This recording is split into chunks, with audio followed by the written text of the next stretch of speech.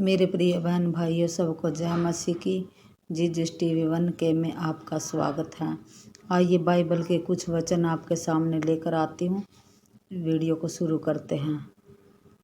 मरकुस 6 अध्याय का 8 और 9 वचन। उसने उन्हें आज्ञा दी, मार्ग के लिए लाठी छोड़ और कुछ न लो, न तो रोटी, न झोली, न बटुए में पैसे, परंतु जूतियाँ पहनो और 2-2 कुर्ते न पहनो। और उन्होंने उससे कहा, जहाँ कहीं तुम किसी घर में उतरो तो जब तक वहाँ से विदा न हो तब तक उसी घर में ठहरे रहो। आमीन। 11 वचन।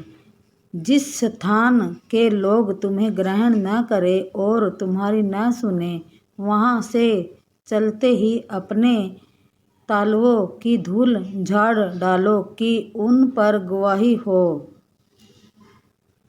12 वचन। तब उन्होंने जाकर प्रचार किया कि मन फिराओ, और बहुत सी दुष्ट आत्माओं को निकाला और बहुत से बीमारों पर तेल मलकर उन्हें चंगा किया। लूका 5 अध्याय का 33 वचन से लेकर 39 तक। उन्होंने उससे कहा, यूहन्ना के चेले तो बराबर उपवास रखते और प्रार्थना किया करते हैं, और वैसे ही फरीसियों के चेले भी, परंतु तेरे चेले तो खाते पीते हैं। यीशु ने उनसे कहा, क्या तुम बरातियों से जब तक दूल्हा उनके साथ रहे उपवास करवा सकते हो? परंतु वे दिन आएंगे जिनमें दूल्हा उनसे अलग किया जाएगा, तब वे उन दिनों में उपवास करेंगे। उसने एक और दृष्टांत भी उनसे कहा, कोई मनुष्य नए वस्त्र में से फाड़कर पुराने वस्त्र में पैबंद नहीं लगाता, नहीं तो नया फट जाएगा और वह पैबंद पुराने में मेल भी नहीं खाता। और कोई नया दाखरस पुरानी मशकों में नहीं भरता, नहीं तो नया दाखरस मशकों को फाड़कर बह जाएगा और मशकें भी नष्ट हो जाएंगी, परंतु नया दाखरस नई मशकों में भरना चाहिए। कोई मनुष्य पुराना दाखरस पीकर नया नहीं चाहता, क्योंकि वह कहता है कि पुराना ही अच्छा है। मेरे प्रिय बहन भाइयों, प्रभु यीशु का कहने का मतलब था कि जब दूल्हे के साथ बारात जाती है तो बारात को उपवास रखने की कोई आवश्यकता नहीं होती। तो प्रभु यीशु हमको ये समझाना चाहता कि आपसे एक दिन प्रभु यीशु राजा हमारे से अलग किया जाएगा, और उस टाइम हमें उपवास प्रार्थना करने की ज़रूरत पड़ेगी। और वो दिन आ चुके हैं, अंत के दिन आ चुके हैं। आज हम प्रभु यीशु के लिए प्रार्थना करते हैं और उपवास भी रखते हैं, ताकि हमें प्रभु यीशु मिले, हम उसकी आत्मा के में जुड़कर उससे बातचीत करें। लेकिन हम अपने ही पापों के कारण कई बार हमारी प्रार्थनाएं नहीं सुनी जाती।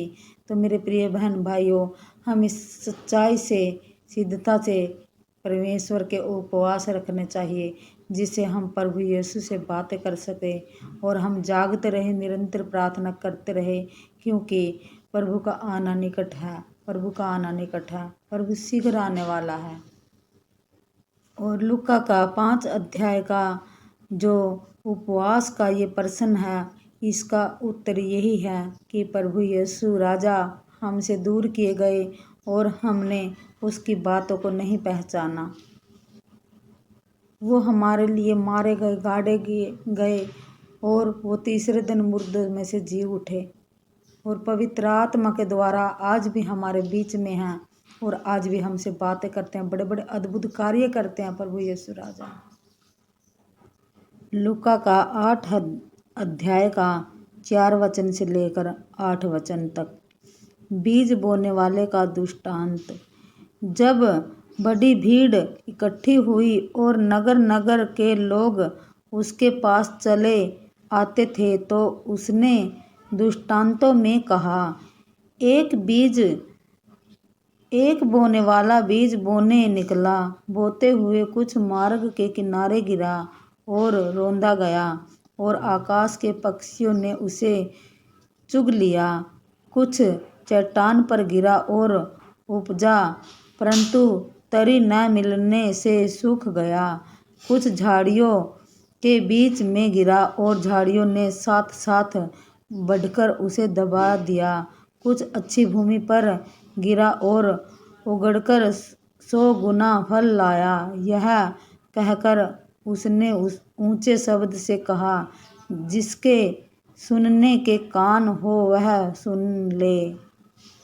तो प्रभु यीशु हमें दृष्टांतों में ये समझाना चाहता था कि कुछ सुनने वाले वचन सुनकर विश्वास तो कर लेते हैं लेकिन उस पर चलते नहीं, और कुछ संसार की बातों में आकर हमें झाड़ियाँ दबा लेती हैं, उन संसार की बातें हमें दबा लेती हैं और हम कई बार प्रभु में आकर भी पीछे हो जाते हैं। तो प्रभु हमें हर एक बातों में समझाना चाहता था लेकिन हमें नहीं सुना, और प्रभु ने फिर भी कहा कि जिसके कान हो तो वह सुन ले।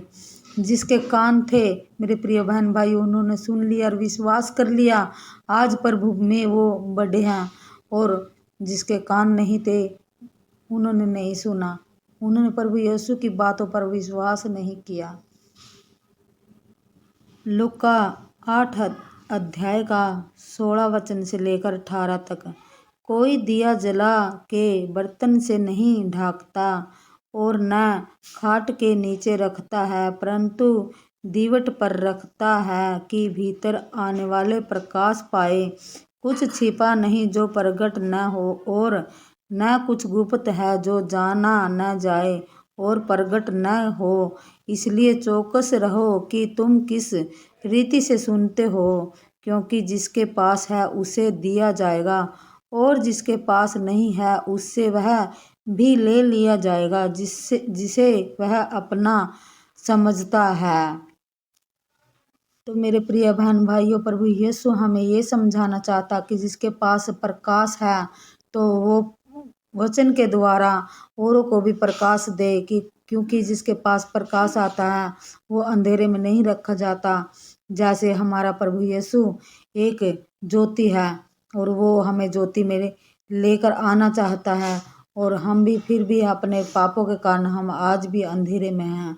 मेरे प्रिय बहन भाइयों, इस अंधेरे से निकलो और उस ज्योति में जाओ जो सच्ची ज्योति है, जो पवित्र है, और हम भी पवित्र बने।